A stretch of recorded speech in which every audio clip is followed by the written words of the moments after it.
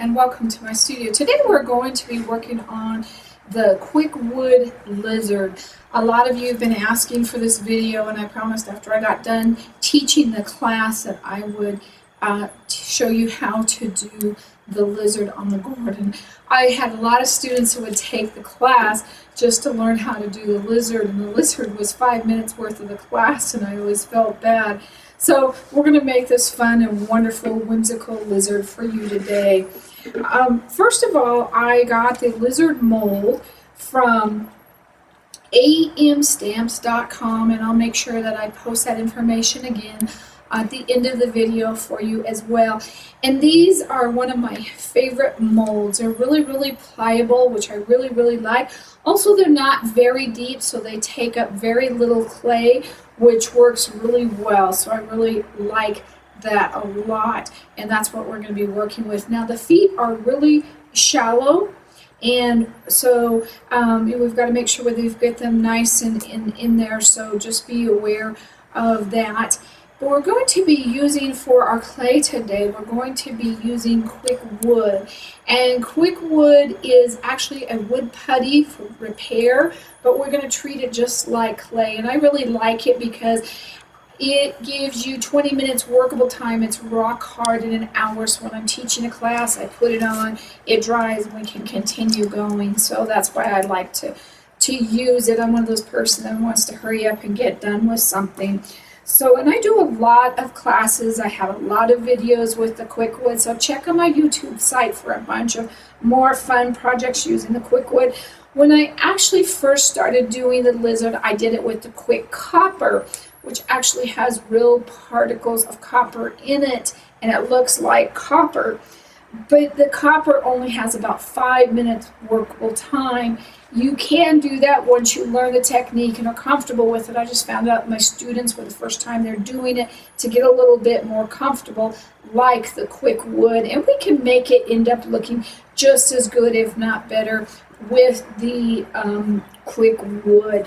So the first thing we do when we're working with QuikWood is take off all your jewelry, because rock hard means rock hard even in your jewelry. So remove any of your jewelry, and then we're going to spray our hands with vegetable spray, and we're also going to spray our little mold.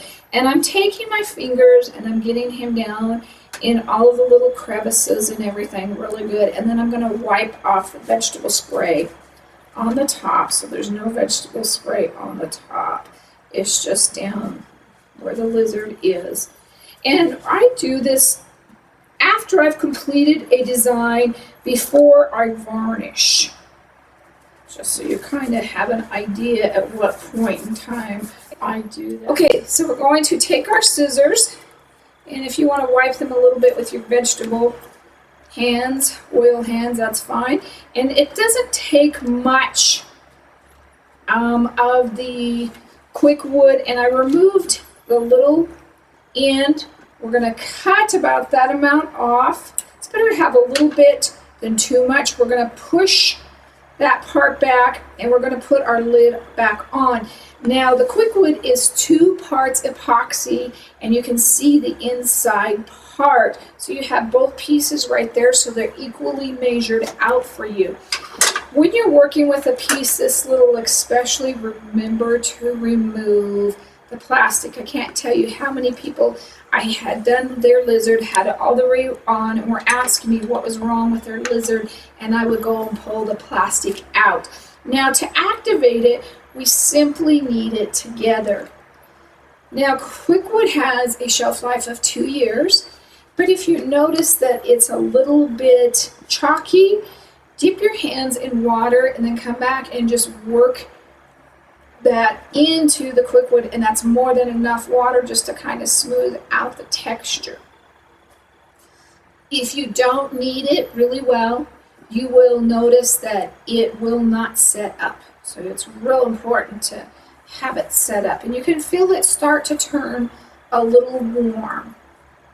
So what we're going to do now is we're going to start at the tip of the top of this lizard, and we're going to push our way down through the tail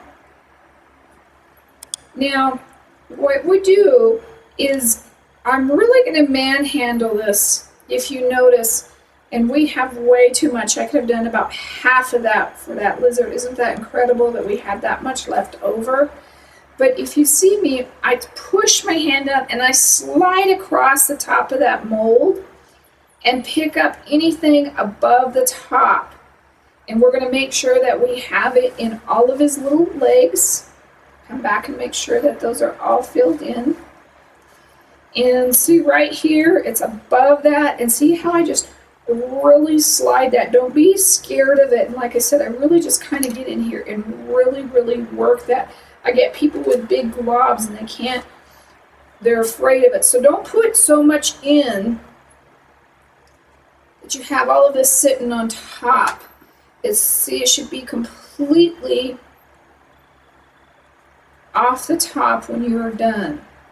If you have that and too much on there, it's going to come out once we push this on. If you let it dry in the mold, and I do on my spare ones, and I'll probably have enough to do another lizard, believe it or not, with that much there, and I'll just leave him in the mold and let him dry. You could put him on frames or anything like that that are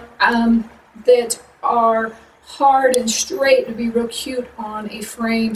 You can do that, but on a gourd, gourds are not flat, so you don't want to let him dry first. So we're going to take him straight out of our mold onto our board. So decide where you want him to go onto your design, and we're going to push. And that's what's so great about this mold, again, is you can push without losing the formation, but you can push him on. And you want to make sure that you do it really well and don't slide that mold around. And he's going to come out. And then we have this great lizard. Make sure all of his feet are on. Okay. And anything like this, and I'm glad this happened because this is really good for you to see. This is what happens when there's a little bit too much. That's why it's real important to remove it. But we're just going to take our hobby knife and take that off. So clean him up. Any parts like that that you do not want on there. Now the first time you do this, you're probably not going to end up real well. And we made it look real easy. You've got workable time. Take it off. You don't like it, put it back in the mold and do it again. Don't worry about that. In fact, I'm going to take this second part that I have left over and see if we can make another one and leave it there to dry. So I didn't quite have enough. And I have other little flowers and different cake molds that if I don't have enough QuikWood and I have a little bit left over, I'll just make a little flower. So that's really a good thing to know. Use it all up.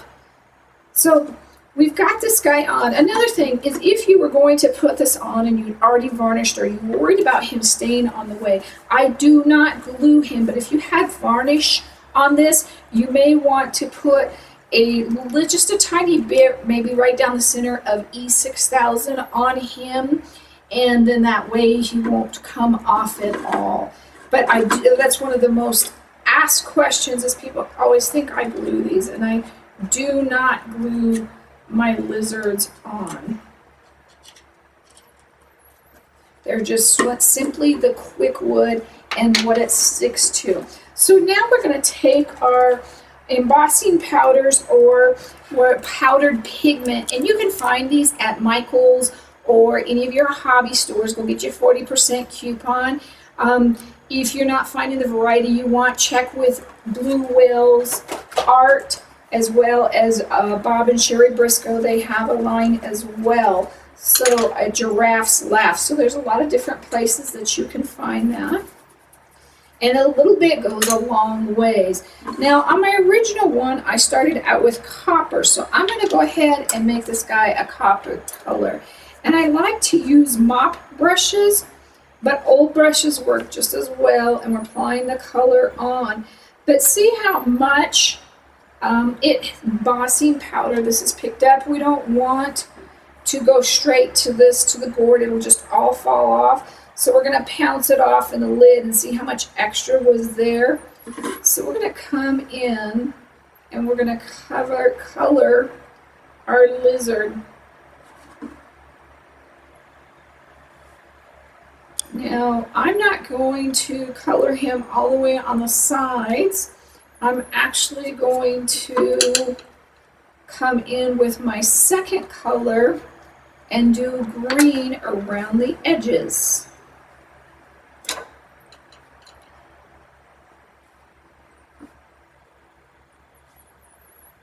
And a little bit more on his feet. We've been doing a lot of mountain hiking, and right now we have a blue-tailed lizard that we have here in Arizona, and so I'm going to probably put some blue on his tail.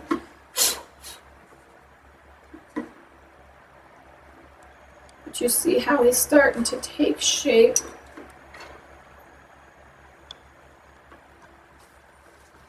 And don't push down hard on this, because remember, it is still wet. It's still moldable. It's not hard yet. So we're going to do some reflective light, and we're going to do gold right down the middle of him. Again, bounce it off into the lid. Do some just down the middle to give him that reflective light. And then, like I said, I want to do a blue tail.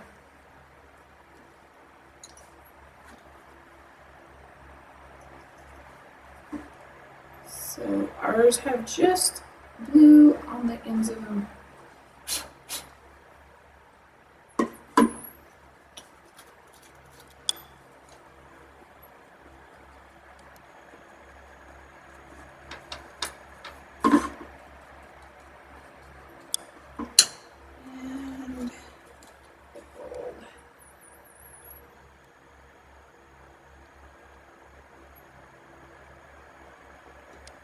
Okay, and that is really all we do with him. Now, you can come in and remove some of this with a brush. I like to come in and actually put some dark around it to make it look like a shadow. I think a shadow looks really cool, but you also can use a damp Q-tip to clean up any of that embossing powder that is left over as well. And when he's dry, go ahead and varnish him right over the top, and I do usually use just a spray varnish. But you also could use him, or put him, excuse me, on Christmas ornaments, Southwest ornaments, just not thinking about just gourds. So there's a lot of fun things that you can do with him. So don't get stuck just in one type of design. There's a bunch of things that you could do.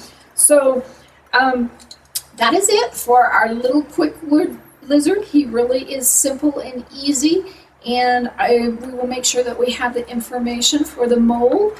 And if you need any of the QuikWood, please visit my website at miriamjoy.com. There's also a contact button where you can reach us if you have any questions about this project, and visit all of our fun stuff that we have there for you to do. Thank you, and God bless.